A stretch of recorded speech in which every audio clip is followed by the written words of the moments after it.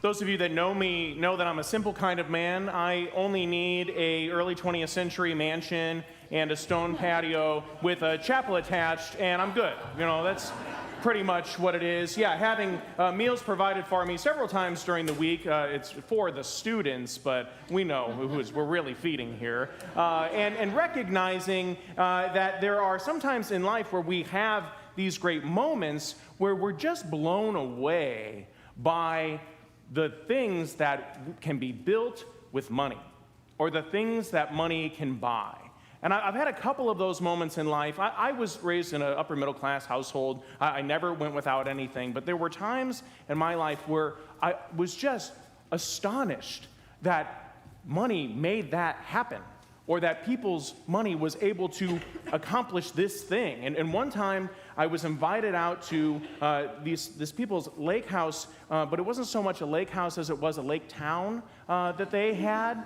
And I was just gaping. Mom told me to have my mouth closed, you just walk around like this. But as we were walking around with little beverages of Johnny Walker Blue in solo cups, which is usually a $200 bottle, yeah. And I'm just trying not to spill this scotch as we're looking at this vista of all of these different things. And then we had dinner, and then I went to bed that night, and I'm like, these sheets are more expensive than me. I was just blown away. And I don't envy those people, or in the sense of I'm not mad at them that they have those things. And I was just really grateful that they invited me into their company and I got to spend a weekend with them. But I noticed that there was one thing that I had that they don't have. And I really feel like that's Jesus. They are faithful people. They live and they know the faith. But I don't think he lives here. And I don't want to shame them, and I really hope they're not watching this. But just in that moment, because we're not very close, and this was several years ago. But I went home sad in their plane that they had chartered for us, and because I was just I want them to be happy. And I want anyone to be able to recognize that all of the things that we have in this earth are fine. And Jesus is not shaming you if you have some things that are precious, or if you've been able to amass things in your life that you're proud of, if you've been able to create things and be able to celebrate them well. That's not a wagging finger here today. It's not shaming those of us or of you who are wealthy. Instead, Jesus is trying to let the rich young man know that all these things are impossible for us because only he can satisfy. Only he can satisfy the longing in your heart. And no thing, as good as those things are, can be enough because your hearts are meant for so much more. For many of our students, the vista or the mansion is not something that they come from. And actually, I think a lot of our students, as they're journeying through life, are hoping not for mansions, but just for a steady, stable life. They're hoping to be able to provide for their families, and they're using their intellect in a way that just might be able to put food on a table, and maybe to be able to have a new car, or to be able to live a life in a nice neighborhood, and to be able to afford their children the different things that maybe they weren't able to have. And I think that for our students here today, maybe the wealth thing, the rich young man, kind of, it's too unattainable, or it doesn't really relate to you. So I would ask maybe our students to consider, what are those things that you possess right now in your life? And maybe are those things, and this is just, it's a challenge, are those things actually possessing you? WashU students, you are among the talented, most talented in our nation. And I know some of you don't think that, but sometimes when I see the equations downstairs, I'm like, what is this? Is this a cure for cancer? And this is just your project for class? You're so, as my dad would say, wicked smart. And I want you to be able to acknowledge that. But I also want you to be able to question is perhaps my intellect or the attaining of those things that are good, is that something that maybe is so consuming in your life that perhaps you miss out on Jesus wanting to be a part of it? That's just the invitation. It's the challenge. Because I think whatever it is in our lives, maybe if you're not a student, maybe it's your career, maybe it's your family, maybe it's a passion that you have. Those things, they don't have to be thought of as good or bad. Are we inviting Jesus into them? Because these gifts that we all have, if they're just for us, or if they're us just maybe feeling good about ourselves in them, then we miss out on really what the Lord has blessed us with and how to use it to glorify Him. The rich young man, I feel like, is one of those tragic tales because it's one that a lot of us have heard before.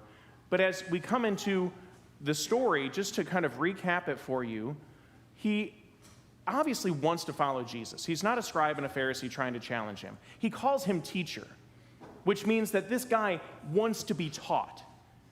And he even calls him good, and Jesus gets in this thing about who is good but God alone, and he's trying to challenge him. He wants him to really understand that what he's asking, what must I do to inherit eternal life, is really something that needs to be purified, the question.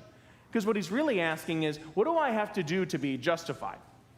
What do I have to do so that I'm okay? What do I have to do so that maybe I can put Jesus as a trophy on my shelf, and then I just get to go about my life not bothered by his tough questions anymore? But Jesus sees the rich young man, and do you notice what he says? He doesn't look at him and judge him. He looks at him and loves him. Because I think sometimes when Jesus asks us tough questions, this has been my experience sometimes, we turtle up. We hide, you know? Because we don't want to, you're too close, Lord. You're too close. Look, I love you. I'm trying to live this life. But when you ask me tough questions, or when you challenge me in the way that I need to continue to change to be more and more like you, sometimes it's too much. Jesus, looking at him, loves him. What does he do? He invites him to join the disciples. But he says these things are possessing you in a way so much so that you need to let them go. Or you need to let me have them so that truly I can have you and you can have me. What are those things in your life? What are the things that you're not letting Jesus into? What are the ways in which Jesus has been inviting you to change, and perhaps for some time, and you know, you're so bad. That's not it, by the way. But instead to say, Jesus, out of love for you, I'm willing to have that conversation. Sometimes in my imagination, I think about what happens after the gospel tale. You know, the rich young man goes away sad because he had many possessions, and then there's this back and forth with the disciples, but we never get to hear about the rich young man. We never get to hear about what happened to Bart, you know, or whatever his name is. Sorry if your name's Bart. I try to, I don't know many Barts, so, okay. But Bart, you know, maybe if we had the rest of that story, maybe, the next week, he comes back and says, I did it. I sold everything. It was really hard. I cried a lot, especially the Maserati. But I'm here, and I want to follow you. Maybe it was after Jesus' death and resurrection. Maybe when he realizes, oh, wow, he wasn't just the good teacher. He was the Lord. Wow. I want to do everything. And maybe he used his capital to be able to help the mission of the disciples. We don't know. I bring this up because wherever you are right now in your journey, as we hear the telling of the gospel in your life, it doesn't have to be the conclusion. Maybe as you're continuing to open yourself up to God's love, maybe in a coming season you might be able to let those things that possess you right now have their proper place in your life. And let the Lord be the one to truly reign supreme. That's what our first reading is suggesting in wisdom. Compared to all the riches of the world, she would rather have wisdom as the thing that she cherishes in her heart. Because truly being wise means that I'm learning it from the one who is wisdom himself. And I'm asking the Lord what needs to be done in a way of my life, not just trying in some selfish attitude to get mine. It's not enough to say, I go to Mass every Sunday and Holy Day. I go to confession when I have serious sins and at least once a year. It's not enough to say, look, I give charitably to the church. It's not enough to say, look, I look after the poor and the discarded by society. It's not enough. It's not enough. But if we make our measure up here that we're not doing enough, and we don't begin to let Jesus show us how to do those things, then we're never going to be able to truly follow him with our whole hearts. And if you are doing those things, good for you. But again, it's not enough, because you can't justify and say, well, then I don't have to keep growing just because I'm doing what the Lord is asking of me. So maybe we're a lot more like the rich young man. I'm a lot more like the rich young man than I want to be. Because just because I'm a good person isn't enough for the Lord. He's greedy. He wants all of you.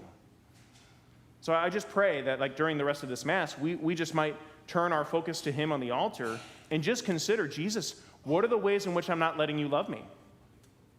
Jesus, what are the ways in which I need to lay those things down so that I might truly possess you in love and you might truly possess all of who I am in love too? Doing those things, having that conversation, doesn't have to end in shame, and it doesn't have to be resolved today, but it can continue to be a beautiful conversation that you and the Lord continue to have so that you can truly experience the riches that he has for you in heaven.